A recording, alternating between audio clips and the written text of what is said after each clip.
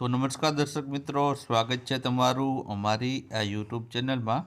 તો આજના વિડીયોમાં આપણે છે ખોખો વર્લ્ડ કપ 2025 જે તાજેતરમાં જ યોજાણો છે, તો તેને રિલેટેડ અગત્યના પ્રશ્નોની ચર્ચા આપણે આ વિડીયોમાં કરવાના છે। તો વિડીયોને છે શરૂઆતથી અંત સુધી અવશ્ય નિહાળજો અને વિડીયો પસંદ આવે તો વિડીયોને લાઇક અને વિડીયોને શેર કરવાનું ભૂલશો નહીં। તો ચાલો આપણે વિડીયોની શરૂઆત કરીએ। તો પહેલો પ્રશ્ન છે કે ખોખો વર્લ્ડ કપ 2025 છે તેનું આયોજન કયા દેશમાં કરવામાં આવ્યું હતું?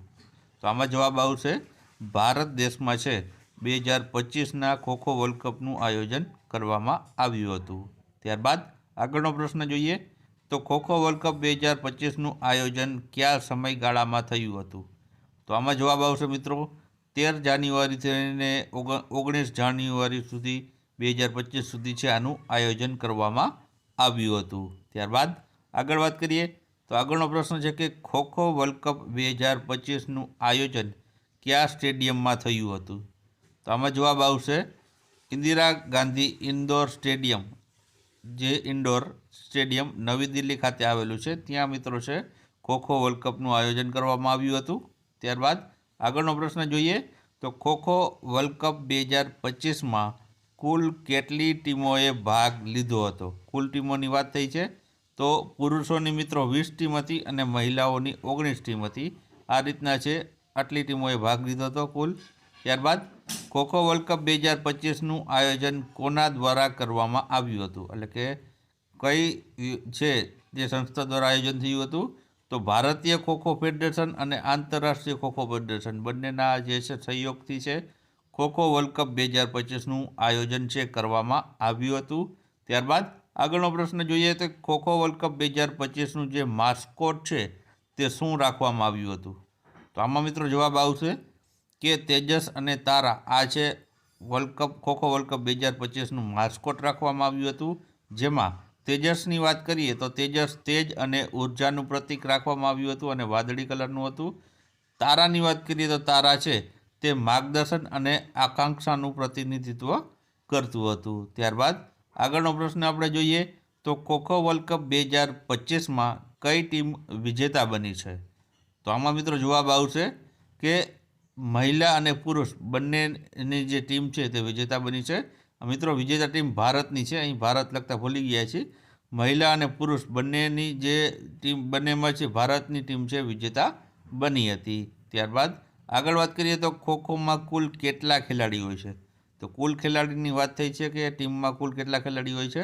તો કુલ 12 ખેલાડી હોય છે, જેમાં રમનાર જે મેદાન ઉપર તે 9 ખેલાડી હોય છે। ત્યારબાદ આગળ વાત કરીએ તો પોલ ડ્રાઈવ એ કઈ રમત સાથે સંબંધિત છે? તો પોલ ડ્રાઈવ મિત્રો છે તે ખોખો રમત સાથે સંબંધિત શબ્દ રહેલો છે। ત્યારબાદ આગળનો પ્રશ્ન જોઈએ તો ખોખો વર્લ્ડ કપ 2025ની જે ટેગ લાઇન છે તે શું હતી? તો જવાબ આવશે આમાં કે ધ વર્લ્ડ ગોસ ખોખો, તેની છે મિત્રો ટેગ લાઇન છે રાખવામાં આવી હતી।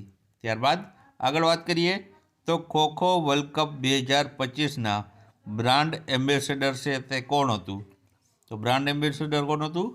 તો જવાબ આવશે સલમાન ખાન છે મિત્રો ખોખો વર્લ્ડ કપ 2025ના બ્રાન્ડ એમ્બેસેડર હતા। અને કો બ્રાન્ડ એમ્બેસેડર પૂછવામાં આવે તો કો બ્રાન્ડ એમ્બેસેડર છે ટાઈગર શ્રોફ હતા।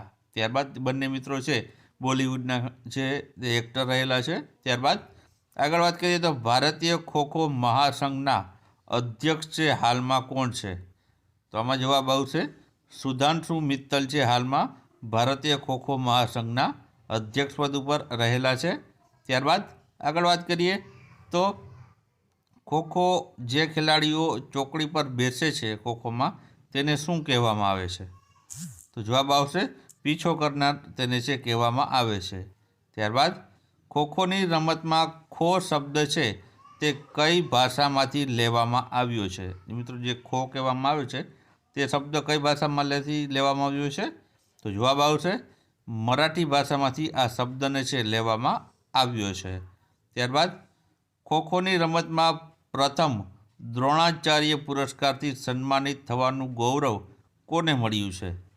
તો આમાં જવાબ આવશે મિત્રો ગોપાલ પુરુષોત્તમ ફડકે છે તેઓને છે આ ગૌરવ મળ્યું છે, જેને છે ખોખોની રમતમાં છે પ્રથમ દ્રોણાચાર્ય પુરસ્કારથી સન્માનિત કરવામાં આવ્યા હતા. ત્યારબાદ આગળનો પ્રશ્ન છે કે ખોખોની રમતની પ્રથમ મહિલા સ્પર્ધાનું આયોજન છે તે ક્યારે થયું હતું? તો મહિલાઓમાં છે 1961માં છે જે ખોખોની રમતનું સ્પર્ધાનું આયોજન મહિલાઓ માટે કરવામાં આવ્યું હતું.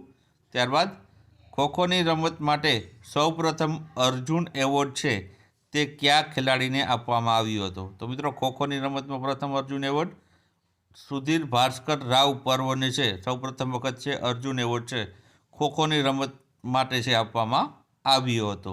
ત્યારબાદ આગળ વાત કરીએ તો ખોખોની રમતનો મેદાનનો આકાર છે તે કેવો હોય છે? તો મેદાનનો આકાર કેવો હોય છે મિત્રો? તો તેનો આકાર છે મેદાનનો તે છે લંબચોરસ આકારનું મિત્રો છે મેદાન છે તમે જોવા મળતું હોય છે. ત્યારબાદ આગળનો પ્રશ્ન જોઈએ તો ખોખો રમતમાં જે ખોખો શબ્દ છે તેનો અર્થ છે તે શું થાય છે? તો ખોખો શબ્દનો અર્થ શું થશે? તો જાઓ અને પીછો કરો. મિત્રો ખોખોમાં ખોખો શબ્દનો અર્થ આ રીતના થશે. ત્યારબાદ ખોખોની રમતમાં જે સૌપ્રથમ કઈ ઓલિમ્પિક રમત દરમિયાન છે રજૂ કરવામાં આવી હતી? તો ખોખોની રમત મિત્રો છે તે બર્લિન ઓલિમ્પિક 1936 હતી. તેમાં સૌપ્રથમ વખત છે તે ખોખો રમતને છે રજૂ કરવામાં આવી હતી. આંતરરાષ્ટ્રીય જે છે સ્તર ઉપર છે 1936માં છે બર્લિન ઓલિમ્પિકમાં આ છે ખોખોની રમતનો જે સમાવેશ થયો હતો. ત્યારબાદ ભારતમાં ખોખોની રમત રાષ્ટ્રીય ચેમ્પિયનશિપ છે ક્યારે યોજાઈ હતી? ભારતની વાત થઈ છે તો જવાબ આવશે તેમાં 1959-60માં છે ભારતમાં પ્રથમ વખત છે તે ખોખોની રાષ્ટ્રીય ચેમ્પિયનશિપ યોજાણી હતી. ત્યારબાદ આગળનો પ્રશ્ન જોઈએ તો ખોખોની ભારતીય ઓલિમ્પિક સંઘમાં કયા વર્ષમાં સમાવેશ કરવામાં આવ્યો હતો? તો જવાબ આવશે 1982માં છે ભારતીય ઓલિમ્પિક સંઘમાં છે ખોખોની રમતનો સમાવેશ થયો હતો. ત્યારબાદ ભારતીય ખોખો ફેડરેશનની સ્થાપના કયા વર્ષમાં થઈ હતી? તો ભારતીય ખોખો ફેડરેશનની સ્થાપના મિત્રો તે 1956માં કરવામાં આવી હતી. ત્યારબાદ ખોખોના શ્રેષ્ઠ ખેલાડીઓને ઇનામ આપવા માટે ભારતીય ફેડરેશન દ્વારા શ્રેષ્ઠ ખેલાડીઓ માટે કયા એવોર્ડની શરૂઆત કરવામાં આવી હતી? તો જવાબ આવશે એકલવ્ય એવોર્ડની છે તે શરૂઆત છે કરવામાં આવી હતી. ત્યારબાદ આગળનો પ્રશ્ન આપણે જોઈએ તો એશિયન ખોખો ફેડરેશનની સ્થાપના છે તે કયા વર્ષમાં થઈ હતી? તો એશિયનની વાત થઈ છે તો એશિયન ખોખો ફેડરેશનની સ્થાપના 1987માં છે મિત્રો થઈ હતી. ત્યારબાદ ખોખોનો જે ક્ષેત્ર છે તેની લંબાઈ અને પહોળાઈ કેટલી હોય છે? તો આમાં જવાબ આવશે મિત્રો 20 મીટર છે તે પહોળાઈ અને 16 મીટર 20 મીટર છે તે લંબાઈ અને 16 મીટર પહોળાઈ છે તે ખોખોના જે ક્ષેત્ર અથવા તો મેદાનની રહેલી હોય છે.